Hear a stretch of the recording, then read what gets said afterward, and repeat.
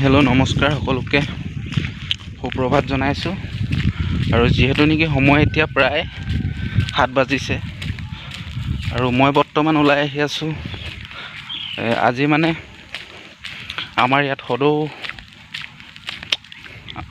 গোলাঘাট জিলাৰ ভিতৰত মৃদঙীয়া গায়ন বায়নৰ সমাৰোহ আজিৰ পৰা আৰম্ভ হৈছে।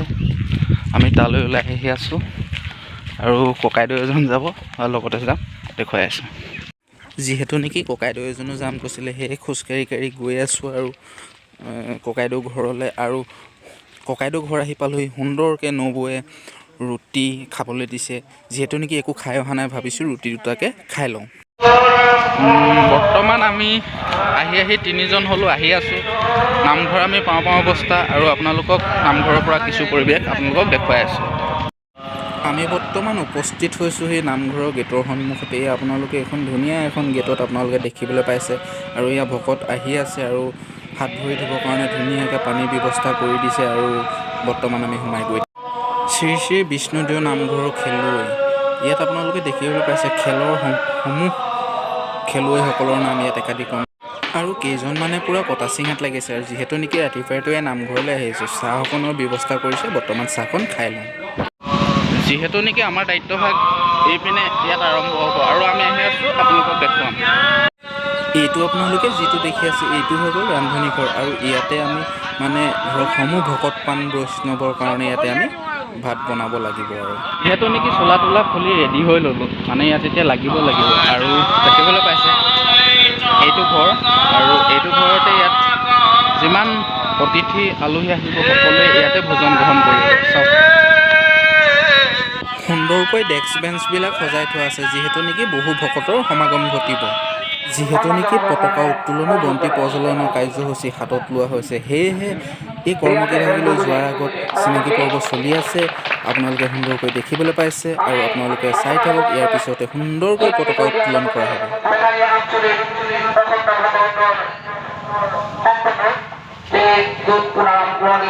আমি তেখেতক এখন চূড়ান্ত সন্মান জনাবলৈ নামঘৰ পৰিচালনা সমিতিৰ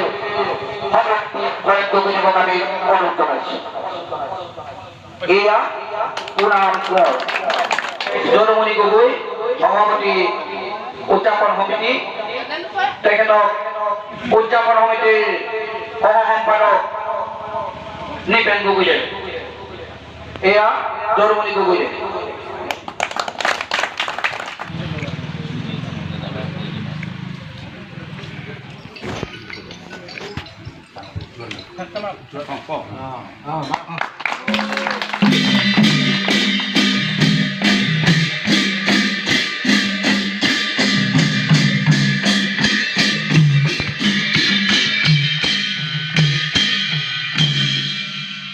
যিহেতু নেকি সময় প্ৰায় 10টামানে বাজিলে আৰু ৰান্ধনীসকলেও তেওঁলোকৰ কামৰ কাৰণে আগবাঢ়ি গৈছে আৰু দেখিবলৈ পাইছে ভাত দালি একেচোতে বঢ়াই দিছে আৰু কিছুলোকে ভাত কাঢ়ি আছে। আৰু ইপিনে আপোনালোকে ছাইডত দেখিবলৈ পাইছে ভাত থ'বৰ কাৰণে ধুনীয়াকৈ দুটামান নগাধাৰি ইয়াত পাৰি দিছে। যিহেতু নেকি মোৰ দায়িত্বই ৰান্ধনি ঘৰতে আছে আৰু আপোনালোকে দেখিবলৈ পাইছে এইপিনে আইতাকেইগৰাকী মানে সুন্দৰকৈ শাক কাটি আছে। যিহেতু নেকি সোনকালে বনাব লাগিব। আমাৰ ৰান্ধনীসকলে মোটামুটি প্ৰায় কাম সামৰণিয়ে মাৰিলে। এয়া দেখিবলৈ পাইছে এইপিনে আপোনাৰ দালি ভৰাই আছে আৰু ছাইডতে এইপিনে আপোনালোকে দেখিবলৈ পাইছে এয়া মাংস ভৰাই আছে। যিহেতু নেকি ব্ৰইলাৰ মাংস খানা হ'ব, সেয়েহে ব্ৰইলাৰ মাংস বনাই বাল্টিঙত ভৰাই আছে আৰু আমিবিলাকে গৈ বিলাব লাগিব।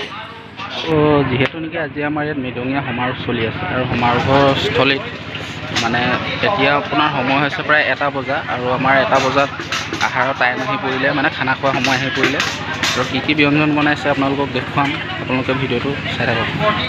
কিছু লোকৰ ভাত খোৱা হৈ গ'ল আৰু কিছু লোক খাবৰ কাৰণে আহিছে আৰু ময়ো আপোনালোকক দেখুৱাইছোঁ। আৰু ইয়াৰ পৰা চিধা পোনে লৈ যাম আপোনালোকক নামঘৰৰ ভিতৰলৈ আৰু নামঘৰৰ ভিতৰৰ পৰা আপোনালোকক দেখুৱাম নামঘৰত কি প্ৰগ্ৰেম চলি আছে। নামঘৰৰ ভিতৰলৈ সোমাই আহি দেখিবলৈ পালোঁ শ্ৰী শ্ৰী আহঁতগুৰি বৰসত্ৰৰ সত্ৰাধিকাৰ প্ৰভু শ্ৰী শ্ৰী ৰূপচন্দ্ৰ দেৱগোস্বামীয়ে ভাষণ দি আছে। আহকচোন শুনো।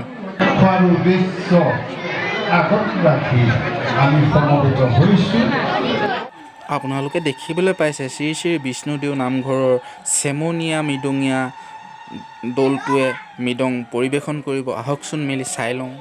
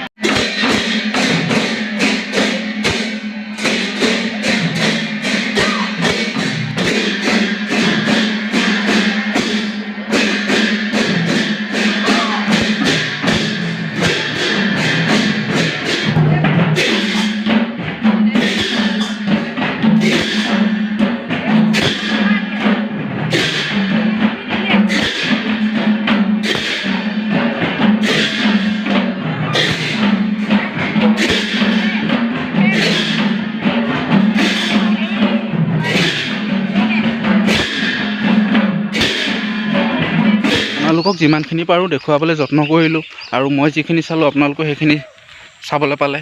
যিহেতু নেকি আমাৰ টেঙানীত মৃদঙীয়া সমাৰোহৰ চতুৰ্থ বাৰ্ষিক অধিৱেশন সমাৰোহ আমাৰ গোলাঘাট জিলাত অনুষ্ঠিত হৈ আছে, তাৰে কিছু অংশ আপোনালোকক দেখুৱালোঁ।